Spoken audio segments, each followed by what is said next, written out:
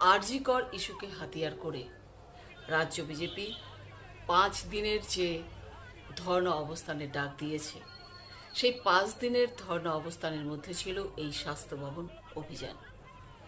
আজ রাজ্য বিজেপি তারা স্বাস্থ্য ভবন অভিযানে ডাক দিয়েছে এবং সেই স্বাস্থ্য ভবন অভিযান চলছে, আপনারা দেখছেন আমাদের পর্দায়। তো প্রিয় দর্শক, স্বাস্থ্য ভবন অভিযানের ডাক কেন দেওয়া হলো একটু বলে নিই। কারণ তার আগে আপনারা শুনে রাখুন যে এই অভিযান কিন্তু উল্টোডাঙার হাটকো মোড় থেকে শুরু হয়েছে। এবার বলি স্বাস্থ্য ভবন অভিযানের ডাক কেন তারা দিয়েছেন। কারণ রাজ্য বিজেপি মনে করেন যে স্বাস্থ্য ভবনে প্রচুর প্রচুর দুর্নীতি হয়েছে।